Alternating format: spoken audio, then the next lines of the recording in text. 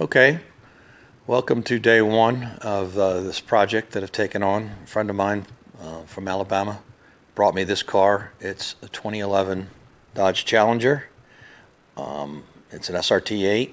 It's got a 392 in it, which he's had some work done to.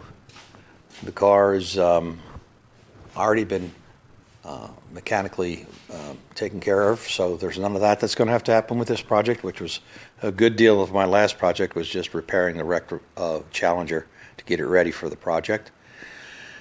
What I'm going to do with this is he has a shell of a 1968 Dodge Charger, and he wants me to put that on this. So unlike the last project where I left the Challenger pretty much intact and then rebodied it from the greenhouse down, which is defined by the base of the windshield along here. So I kept all of the Challenger intact and just replaced these lower skins to create the GTX project that I had just finished up.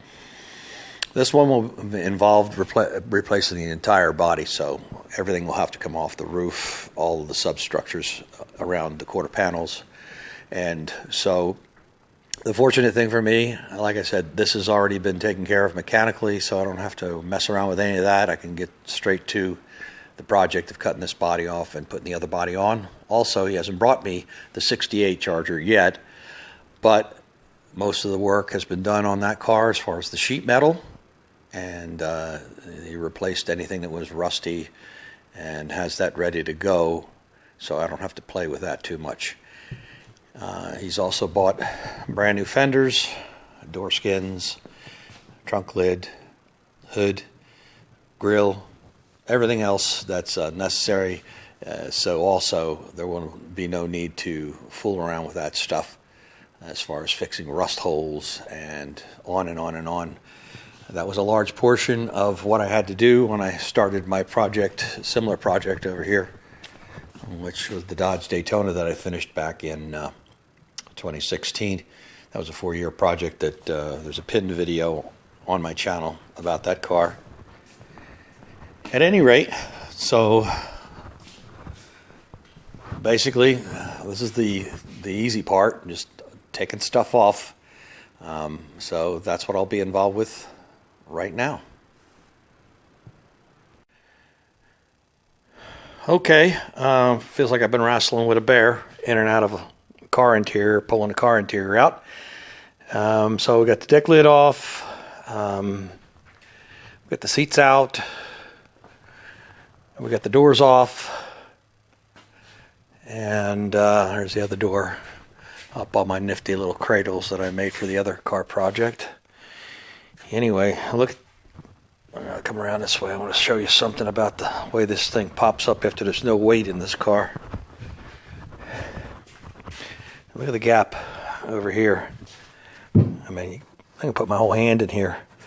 It gives you an idea how much it travels once it gets the weight on it. Anyways, so got spaghetti here, but the carpet's still in. It's a little bit easier crawling around on that to get the rest of this stuff out than to try and crawl around on the exposed metal and studs and wires and all kinds of stuff underneath there. So I'll leave that in there till the end. Yeah, so interior panels are all out, rear seats are out, the headliner's out. You can see where the curtain airbags, how they mount up from the back all the way to the front over here. And you can see where the hoses run down to drain any water that would get in through the sunroof. They're on the A-pillars over there. And what I've managed to do here, something that you can't really do when, if I was to be rebuilding this car, I could have never done this, and that's to get the dash pad off without pulling the whole dash frame. Now this dash frame normally unbolts with 8 bolts. There's 6 here, and then there's a couple up there, and then this entire frame comes out. But in order to do that, because you can see the steering column is wove through the this metal frame, subframe, you have to dismount your steering wheel take your airbags out, and make sure that you don't rotate the column, because there's a clock spring in there, which is for your SRS system, your airbag system. And that clock spring, if you spin the wheel beyond what it's designed to spin when it's normally installed, it destroys the clock spring. Well, the clock spring's pretty expensive, so you don't want to do that. So all I've done here is I've dropped, there's 2 studs right here, one here and one there, and I've dropped this plate here, which is a whole lot easier, by the way, than the previous year that I was just working on, 2010 and back. Actually, I didn't even take a look at that because I never had to, well, yeah, I did. I took the whole dash out of that thing. The reason I'm saying that I had to put it right back in, so the entire thing had to be taken out with the frame and all. But this whole assembly here is much improved. So there's 2 studs here, and there's 4 bolts that slip in back there. So, and then it just drops here. Now, like I said, normally what you have to do is take the steering wheel off, and you have to unplug all the wiring harness that goes up the shaft and into there, and then you also have to, there's a place where the shaft slips in, and you have to mark the knuckle so that you get it reoriented the same way when you put the shaft back in, but you got to pull the whole assembly out, the entire steering column from the firewall, in order to get this dash frame out. And you know, it would seem like it would be would make a lot of sense to make it so that you could change out the dash pad a little easier than that. And how I managed to do this is because I know that I'll be sacrificing quite a bit of the forward section of this. I was able to cut through some areas here. This is just plastic, by the way, underneath this padding. And there's some bolt connections that bolts this plastic way up near the windshield. They're fasteners that run in this direction. In other words, they're facing backwards.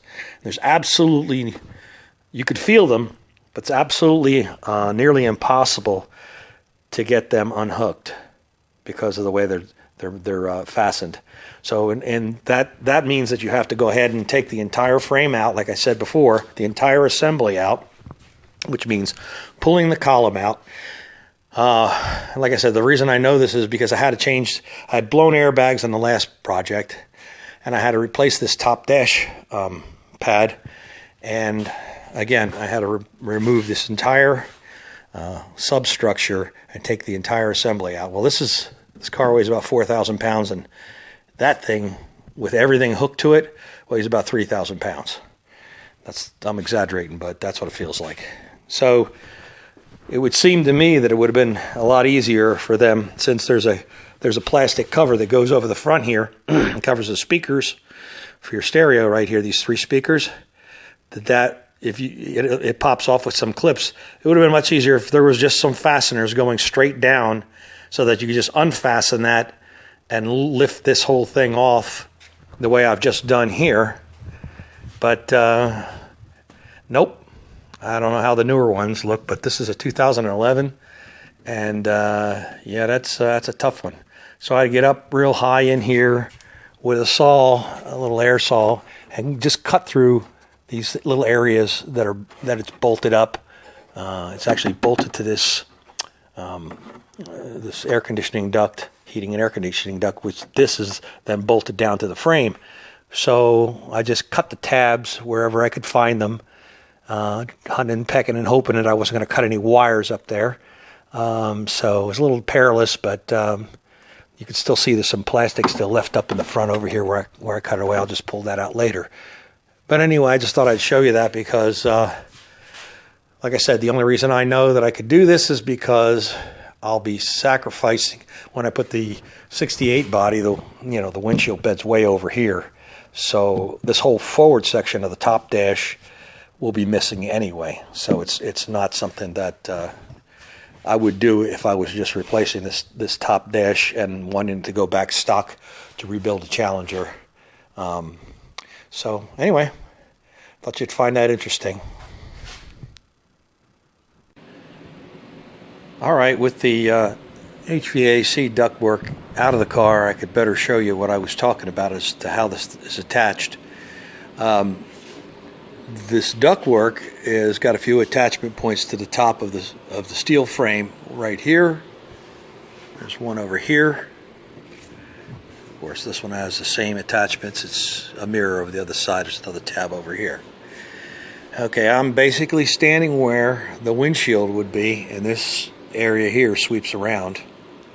And as you could see, right, where is it now? Right here, this is where I cut through the little tab. This would be the attachment point to the upper dash pad, the plastic part, the underlayment of the dash pad. So this is you could feel this screw. It's in where this is where the defroster duct comes up right here. You could feel it, but you really can't get a wrench or a socket. At least I couldn't, because the slope of the windshield is so severe right here. You know, getting your fingers down and going in the opposite direction to pull this screw out. But there was one there. There's also one here that I cut through. On this side here, it's a little even more difficult. Like I said, there's another one right here.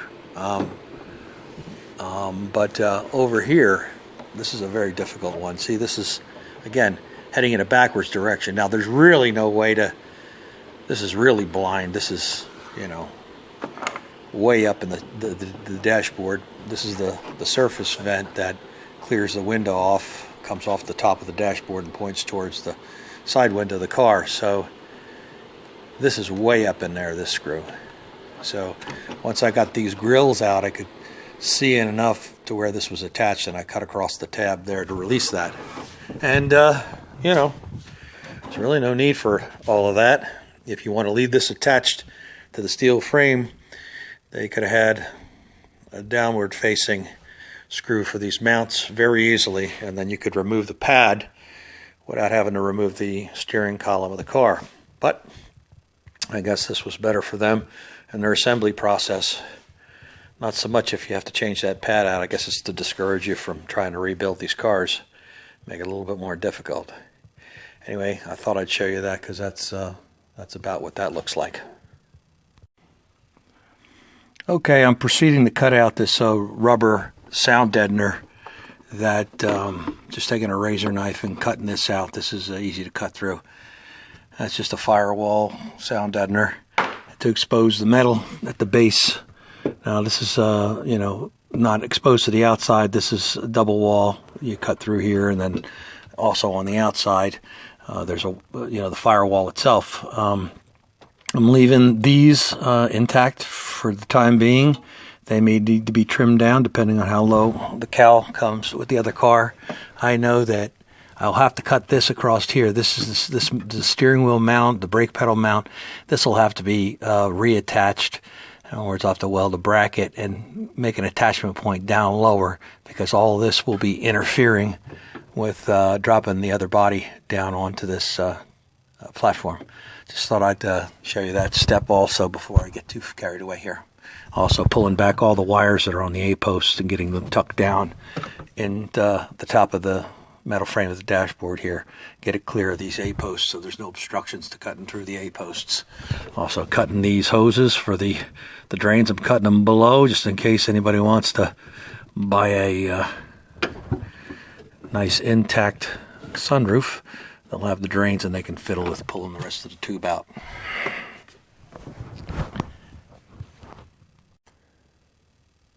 All right, trick I learned way back when I was in big-time auto racing was to, if you didn't want to strip the whole car down, take all the harnesses out and everything, if we had a quick repair, we would just cover all the relevant parts with tin foil. It would protect against hot balls and welding, and if you're grinding, all the grinding debris with the cut-off wheels and everything. So it is in this case. Now, when it actually comes time to do this, make these cuts, I'll be throwing things, so a blanket and so forth, welding blanket, I should say, over the steering column and the remainder of the wires in the middle. Meanwhile, I have to take out the rug. because we don't want to set that on fire either. But I just thought I'd show you this. Keeps the debris out of the HVAC ductwork, and just helps keep things a little bit neater, less cleanup, less chance of shorting out wires with metal particles falling into all your connectors. Okay, so pulled the side curtain airbags out of this roof because they'll be in the way of the cut that I'm going to do around the top of the package tray there. And I pulled out all the rest of the sound system and the wiring that was attached to either side, these side panels here, and pulled back all the harnesses that were looped through and into the trunk and up into the roof. They're all pulled back and they're gathered up and tie wrapped and put into plastic bags on either side to keep garbage out, so to speak. So the next is to start to think about where I want to start to cut this and start to pull it apart. I'm going to try something with this one that I didn't try before on my build, and that is to try to keep these inner panels intact as much as possible. The reason being is they have location points for the side impact sensors. The belt pockets are there for the front seat belts. Now, granted, it's going to have to be cut down pretty severely, but we're going to put a stationary window in the quarter glass in this car, so we don't need the regulators or any of that stuff that has to key into the inner panels that you'd find in the old Dodge Charger car's body. So we'll see how that goes. They might be too broad, these panels. I might have to cut them, but on my car, I went ahead and I cut everything down to the tops of the wheel tubs there and just married the old Charger sheet metal to those wheel tubs. But we're going to sneak up on this one and try to keep some of this inner structure together and extend it to wherever we need it, but so that we have our mounting points for, like I said, the belts, and that's the main thing. I want these belt pockets so I don't have to custom build belt pockets like I did on my car, and the locations are perfect for the relationship to the seats so that the belts will operate properly and they're angled just right, so no need to reinvent the wheel if I don't have to. We shall see. I might just have to. Anyway, before I start chopping this thing up, I just wanted to show you that I've got everything pulled back now and we're ready to start slicing. Now, I'm going to be taking little care to cut this body off, not because it has no value, but the amount of time that it would take to remove it properly by drilling out all the spot welds neatly and then trying to separate all the skins, which are glued together with adhesive, and also there's a bunch of insulation foam in between these panels. So the likelihood of me pulling this stuff off and it being able to be reused. I mean, I'm going to try and save most of the greenhouse. I'm going to cut it around here and across the A-posts, so if anybody would be needing a roof in the future, the owner of this car can sell it to them, and we can go on from there. But it's time consuming to take this body off, and there's minimal value to it, so we're not going to spend that time, and we're just going to get this body off here as quickly as we can. Okay, so starting with an air saw with a metal blade and an abrasive cutoff wheel, and sometimes a full-size sawzall with a metal blade. Cutting the base of the windshield right now, and what I've decided to do with this one is just to cut it below the windshield glass, so I don't have to deal with pulling the windshield, because this will get trimmed down even lower than where I'm cutting it. I'm just cutting just right at the base here, and then cutting through the entire A-pillar. But here's something that you got to be aware of when you're cutting through. There's a whole massive reinforcement structure here. It almost looks like a roll bar here. It's a very complicated piece there that runs up into the A-post for strength. It's so rather than cut through all of this, I decided to make my cut just below it once I cut this little window in to see what was the issue here, because it wasn't obvious as to what was going on there was holding up the cut. So, and again, this is a high-strength steel area over here, so you got to be patient right there. The abrasive wheel does better than a Sawzall will. Metal blades will dull out very quickly in this one particular area. So I wanted to make a wild cut above where I need to go, but so I started my cut way up here, but I had to jog down here, down to the bottom, in order to get around that roll bar. As you can see, I cut it across the top, but I didn't have any success of pulling it loose. Anyway, you can see this thing is filled with foam. All right, now where that comes into play, it's not too bad on this side over here because I did a high cut, almost a little bit above the foam, so there was no resistance. But down at the base in the front, this low point over here, this is really thick with foam. So as I was cutting with, even with a small air saw and a tiny blade, there was enough friction being generated that it was starting to smoke up like it was going to catch fire.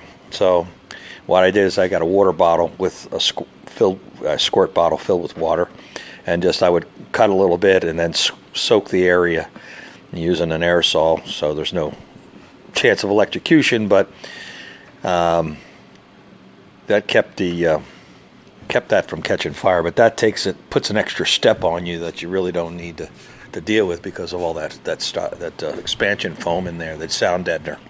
You see on this side here, I'm just starting to dig out the foam because it adds an additional problem of it's cut at the top, which was the easiest cut to make on the inside to miss all of these brackets for now. But I cut it at the base in the front, so it's probably about a 2.5 inch difference between this upper cut and that lower cut, which if this was just two pieces of sheet metal, that'd be fine. You cut it here, you cut it on the opposite side, lift the whole thing off. But this foam is stuck to both the top and the bottom, so I have to dig out the foam on an angle, cut it on an angle down so that this will freely lift up. So what I'm doing now is I'm going around and I'm putting wedges in as I work it around and put a long knife blade down from the top and just go about sawing it till it pops free. But that's the issue I'm having with releasing this A-post. Again, I'm trying to keep the cut high, and then what I'll do is as I'm dropping the body, the 68 body down, I'll trim it down lower and lower depending on how much clearance I need. But it's better to start with a little bit more metal and then drop it down and a little at a time. As you can see, the foam is also an issue here. It started to cut off the skin on the quarter panel. You see this is a triple layer now. There's still an inner panel here, and then there's a secondary panel, and then there's the skin. So it's a very strong car, so it's kind of nice. But there's foam, This is a particularly tough piece right here.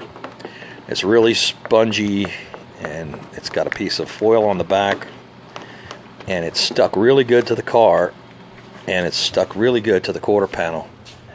It doesn't look like a lot, but I actually had to get a Sawzall and cut through that in order for it to release that little bit of skin. So you can see how difficult it would be to try and take these skins off and save them, make them useful. Anyway, give you an idea what's going on here. Like I said, this is a triple assembly, triple thick, at least in this area over here. This is an inner panel here, and then this is just the outer. So like I said, on the old time cars you wouldn't even have this. You'd see the inside of the outer skin. Anyway, just got to whittle away at this a little bit at a time. Get the bulk out of the way. Once I get the bulk out of the way, then I can start trimming it a little closer to what I need. It'll be time consuming also to do the rockers are filled with this foam. So this whole rocker panel here is going to be very tedious to take off and dig all that foam out. That's where we're at right now. All right, so I've gone ahead and removed this middle layer of sheet metal. I've taken the time to also drill out these plates. There's attachment plates for the seat belts on the back side here. There's one up here that I wanted to make sure I didn't cut through them. If I could reuse them in the new setup, I'll reuse them. They'll come in handy. They have welded nuts already in them and everything, so that'll work good. So try to stay above this mounting point. The chances of this staying here are probably 0 because it probably has to be moved down. Like I said, this aspect is much shorter from there to there on the older Charger. So I tried to keep the cut high, going across here, and then around over the top here, and then I did a little zigzag cut up to here just to maintain as much of that structure for now as possible. I don't want to get too carried away. Inside, up on the package tray, I've gone around and there's these little windows in the sheet metal, and I've just kind of connected the dots, gone across here and cut them. This is there's a double layer. There's another piece on the back side, which is actually, I try to keep it high and above a support structure just below the window on the outside. I'll show you that in a minute. But also on this side here, I've come across, and for now, this package tray is going to have to be dropped significantly. But to hold the car together, I just went up and over the package tray and then continued to zip along. There's a couple of false starts here, but you can see the line right here, and then going in around the corner here. And then I'll show you how it continues on the outside.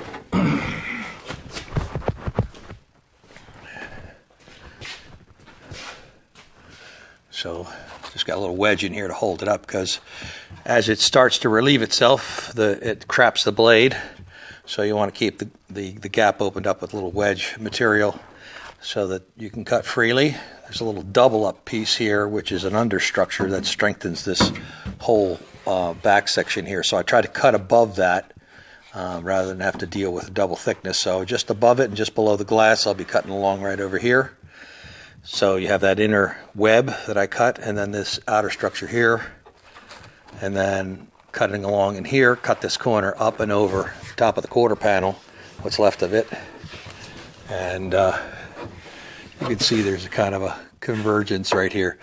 This is the tray around the trunk lid, and this is the sheet metal that goes around on the inside. So this is a double layer in this area here. It's kind of tricky because if you're using a reciprocating blade, you'll be running into it. You have to kind of switch back and forth from a cutting disc or whatever you can fit in and finish out the cuts with the reciprocating blade if you can. But this is a little tricky area because it's really tight, two pieces really close together that have to be cut apart to free up this corner. So just thought I'd show you that before it disappears. And that's where we are right now.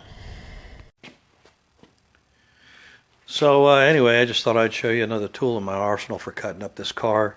I'm using an air saw with a small metal blade. I'm using a Sawzall, full-size Sawzall with some long metal blades. I'm using an abrasive cutoff disc wheel like this. What also I have is a catch shear, and this is particularly good for doing long, straight-ish cuts. Where the metal's trapped on both sides, where a normal shear you wouldn't be able to do it, because with a shear, regular hand shears, you'd have to have one side be able to curl up and away. Well, what this does is there's a blade in the center that reciprocates between two blades on the outside. It's one of those tools when it's sharp, it works great. When it's dull, it doesn't work at all. So anyway, what I've been doing here is just drilling some holes in the corners where I want to turn the blade around so that I can just reposition it, and pretty much this is how it works.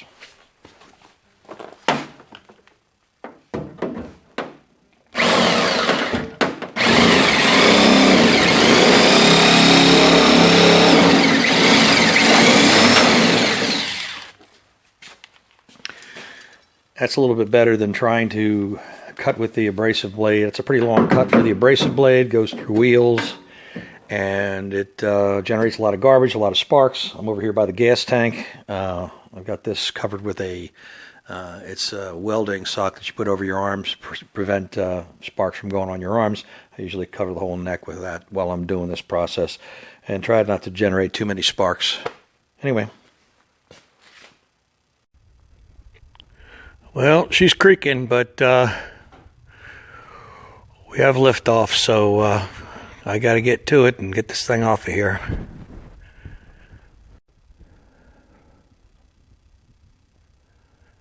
Okay, well, if she falls, she doesn't have far to go. Anyway, that was my main objective.